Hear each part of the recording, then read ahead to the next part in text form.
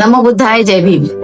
भगवान गौतम बुद्ध आणि माता यशोधरा यांच्या विवाहाची कथा या व्हिडिओमध्ये आज आपण पाहणार आहोत. प्राचीन काळचे कपिलवस्तू नगर म्हणजे आताचे नेपाळ लुंबिनी. कपिलवस्तू मध्ये देवदह नगरात दंडपाणी नावाचे शाक्य राहत होते. त्या काळात दंडपाणी हे शाक्य कुळातील एक प्रतिष्ठित व्यक्ती होते. त्यांना यशोधरा नावाची मुलगी होती. यशोधरा ही सौंदर्य आणि चारित्र्याविषयी प्रसिद्ध होती. यशोधरेने 16व्या वर्षात पदार्पण केले होते आणि त्यामुळे तिच्या वडिलांना तिच्या लग्नाविषयी चिंता वाटू लागली. त्यावेळेच्या प्रथेप्रमाणे वडिलांनी आपल्या मुलीच्या लग्नासाठी स्वयंवर आयोजित करण्याचे ठरवले. त्यासाठी त्यांनी शेजारच्या सर्व देशातील युवकांना स्वयंवरात भाग घेण्यासाठी निमंत्रित केले. त्यात सिद्धार्थ गौतम यांना सुद्धा निमंत्रण आले. राजा शुद्धोधन आणि प्रजापती हे सिद्धार्थ गौतम यांना स्वयंवरात भाग घेण्यासाठी प्रवृत्त केले. आपल्या माता पित्याच्या इच्छेप्रमाणे सिद्धार्थ गौतमाने स्वयंवरात भाग घेतला. स्वयंवरासाठी जमलेल्या सर्व युवकांमधून यशोधरेने सिद्धार्थ गौतम यांना आपले पती निवडले. परंतु यशोधरेचे वडील तिच्या या निर्णयामुळे फारसे खुश नव्हते, कारण सिद्धार्थ गौतम यांना साधू मुनींच्या सहवासाची वेळ होती. ते एक यशस्वी गृहस्थ कसे होऊ शकणार हा विचार त्यांनी आपल्या मुलीसमोर व्यक्त केला. तेव्हा यशोधरेने आपल्या पित्याला विचारले की साधूच्या सहवासात राहणे हा काही अपराध आहे का? मी सिद्धार्थ गौतम यांच्याशिवाय कोणालाच आपला पती स्वीकारणार नाही असे तिने आपल्या पित्यास सांगितले. यशोधरेच्या अशा निर्णयामुळे बाकीचे प्रतिस्पर्धी निराश झाले आणि यशोधरेचे वडीलही दुःखी होते. मग त्यांनी एक निर्णय घेतला की आलेल्या सर्व युवकांमध्ये धनुर्विद्येचे कौशल्य दाखवण्याची एक परीक्षा घेण्यात येईल. आलेले सर्व युवक परीक्षा देण्यास तयार झाले, पण सिद्धार्थ गौतम ही परीक्षा देण्यास तयार नव्हते. तेव्हा त्यांच्या बरोबर आलेले त्यांचे सारथी छन्न यांनी सिद्धार्थ गौतम यांच्या निदर्शनास आणून दिले की आपण जर ही परीक्षेस नकार दिलात तर राजा शुद्धोधन, प्रजापती आणि सर्वात अधिक यशोधरा यांना लाजेने मान खाली घालावी लागेल. हे ऐकून सिद्धार्थ गौतमांनी स्पर्धेत भाग घेण्याचे कबूल केले. स्पर्धा सुरू झाली. प्रत्येकाने आपला नंबर येताच आपले कौशल्य दाखविले. सिद्धार्थ गौतमांचा नंबर सर्वात शेवटी आला, परंतु त्यांची बिनचूक निशाणेबाजी सर्वश्रेष्ठ ठरली आणि त्यानंतर सिद्धार्थ गौतम व यशोधरा यांचा विवाह झाला. या विवाहामुळे शुद्धोधन राजा, प्रजापती दोघेही अतिशय आनंदी झाले. सर्व प्रजा सुद्धा अतिशय आनंदी होती.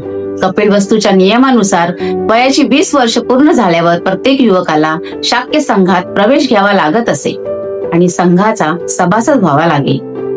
त्या काळात संघाला संथागार असे म्हणत. सिद्धार्थ गौतमानेही संघाचा सभासद बनवले आणि संघाची दीक्षा दिली आणि त्यांनी संघाचे नियम समजून सांगण्यात आले. कोणकोणत्या कर्तव्याचे पालन करावे लागेल तेही त्यांना सांगण्यात आले.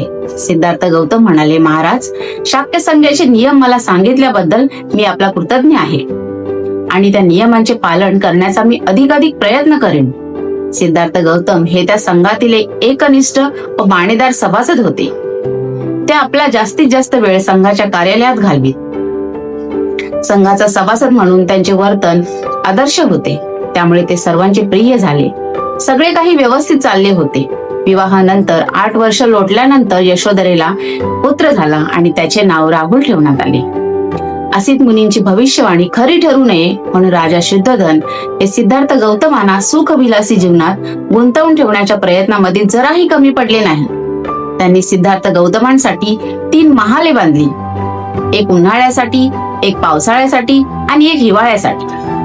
हे तिन्ही महाल विलासी जीवनाला उत्तेजक अशा सर्व प्रकारच्या साधनांनी सुसज्ज करण्यात आले. आपले पुत्र संन्यासी होऊ नये म्हणून शुद्धोधन राजा आपल्या मंत्र्यासह अनेक उपाय केले, अनेक योजना आखल्या, पण ते प्रत्येक वेळी अपयशी ठरले. ते आपल्या पुत्राचे मन वळवू शकले नाही आणि या गोष्टीचा राजाला अतिशय दुःख वाटत होते. त्यांना रात्रीची झोप येत नव्हती, कारण असित मुनींची भविष्यवाणी त्यांना समोर दिसत होती. सिद्धार्थ गौतम यांच्या अधिपत्याखाली संघाचा कार्यकाल व्यवस्थितरित्या चालला होता. एक दिवशी अशी घटना घडली ज्यामुळे शुद्धोधन राजाच्या कुटुंबियांच्या बाबतीत दुर्घटना आणि सिद्धार्थ गौतम यांच्या जीवनातील आणीबाणीची स्थिती ठरली. शाक्यांच्या राज्याच्या सीमेला लागूनच कोलियांचे राज्य होते. रोहिणी नदीमुळे हे दोन्ही राज्य विभागले गेले होते. रोहिणी नदीच्या पाण्यामुळे शाक्य व कोलीय यांच्यामध्ये नेहमीच वाद होत असत आणि हे वाद प्रत्येक वेळी मारामारीपर्यंत जाई. सिद्धार्थ गौतम यांचे वय 28 वर्षाचे होते आणि त्याच वर्षी शाक्य आणि कोलीय यांच्यामध्ये रोहिणी नदीच्या पाण्यावरून फार मोठा संघर्ष निर्माण झाला आणि या संघर्षाचा आता युद्धानेच निकाल काढावा असे त्यांना वाटू लागले. म्हणून शाक्यांचे सेनापतीने कोलंबियाशी युद्ध पुकारण्याच्या प्रश्नावर विचार करण्यासाठी संघाचे अधिवेशन बोलावले.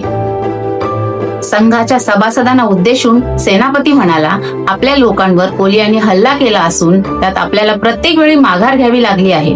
अशा प्रकारचे आक्रमण कोलियांकडून अनेक वेळा घडलेले आहे. आम्ही आजपर्यंत ते सहन केले आहे आणि यापुढे हे चालू देणं शक्य नाही. कुठेतरी ते थांबलेच पाहिजे आणि हे थांबण्याचा एकच मार्ग होता आणि ते म्हणजे कोलियांच्या विरोधात संघाने युद्ध पुकारावा. असा मी ठराव मांडतो. ज्याचा विरोध असेल त्यांनी आपले मत मांडावे.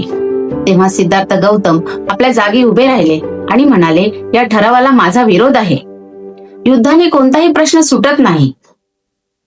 युद्ध करून आपला हेतू सफळ होणार नाही. त्यामुळे दुसऱ्या युद्धाची बीजे रोवली जातात. जो दुसऱ्याची हत्या करतो त्याला हत्या करणारा दुसरा भेटतो. जो दुसऱ्याला जिंकतो त्याला जिंकणारा दुसरा भेटतो आणि जो दुसऱ्याला लुबाडतो त्याला लुबाडणारा दुसरा भेटतो. सिद्धार्थ गौतम पुढे म्हणाले, संघाने कोलियांविरुद्ध युद्धाची घोषणा करण्याची घाई करू नये असे मला वाटते. प्रथम दोष कोणाचा आहे याची खात्री करून घेण्यासाठी काळजीपूर्वक चौकशी केली पाहिजे. आपल्याही लोकांनी आक्रमण केले आहे, त्यामुळे आपणही दोषी आहोत. त्यावर सेनापतीने उत्तर दिले, होय, आपल्या लोकांनी अतिक्रमण केले कारण पाणी घेण्याची पहिली पाळी आपलीच होती. त्यावर सिद्धार्थ गौतम म्हणाले की दोष दोघांचाही आहे आणि म्हणून मी असे सुचवतो की आपल्याकडून 2 माणसे निवडावी आणि कोलियांकडून 2 माणसे निवडावी आणि या चौघांनी मिळून एक 5वा माणूस निवडावा आणि या 5 माणसाने भांडण मिटवावे. परंतु सिद्धार्थ गौतमांच्या या सूचनेला अनुमोदन मिळाले नाही व सेनापती या सूचनेला विरोध केला. तो म्हणाला, कोलियांना जोपर्यंत कडक शासन केले जाणार नाही तोपर्यंत ते थांबणार नाही. पुन्हा सिद्धार्थ गौतम म्हणाले, मी संघाला विनंती करतो, शाक्य आणि कोलियांचे जवळचे संबंध आहेत. युद्धाने परस्परांचे नाश करणे हे शहाणपणाचे ठरणार नाही. वैराने वैर शमत नाही. वैरांवर प्रेमानेच मात करता येते. सेनापतीने सिद्धार्थ गौतम यांच्या सूचनेला पुन्हा नकार दिला आणि त्याने जोर देऊन सांगितले की क्षत्रिय लोक युद्धात आपला आणि परका भेद करू शकत नाही. आपल्या राज्याकरता त्यांनी आपल्या सख्या भावाशी देखील युद्ध लढले पाहिजे. त्यामुळे युद्ध हे होणारच. संघातील 20 ते 25 वर्ष वय असलेले सर्व पुरुषांनी सैन्यात दाखल करण्याची मला अनुमती द्यावी. व सेनापतीच्या या प्रस्तावाला बहुमताने अनुमती सुद्धा मिळाली. सिद्धार्थ गौतम आणि काही सभासद या युद्धाच्या विरोधात होते, पण सिद्धार्थ गौतम यांच्या शिवाय आपले मत समोर मांडण्याचे कोणामध्ये धैर्य नव्हते. सगळ्यांनी मौन धारण केले होते. सिद्धार्थ गौतम म्हणाले, मला खेदाने सांगावे लागत आहे, मी युद्धामध्ये सामील होणार नाही. त्यावर सेनापती म्हणाले, संघाचा सभासद होताना घेतलेला शपथ तू आठवण कर. त्यातल्या एकही शपथेचा तू भंग केलास तर त्याचे परिणाम तुला आणि तुझ्या परिवाराला भोगावे लागतील. सिद्धार्थ गौतम यांना हे चांगले माहिती होते. मी संघाच्या नियमांचे उल्लंघन केले तर मला याचे परिणाम भोगावे लागतील, पण तरीही युद्ध करणे हे योग्य वाटत नाही. सिद्धार्थ गौतम यांचा निर्णय ठाम होता. सेनापती म्हणाले, तुझ्याकडे 3 पर्याय आहेत. आणि सिद्धार्थ गौतम यांच्याकडे 3 पर्याय होते. त्यापैकी एकाची निवड करणे हे अनिवार्य होते. पहिला पर्याय होता की सैन्यात दाखल करून युद्धात सामील होणे.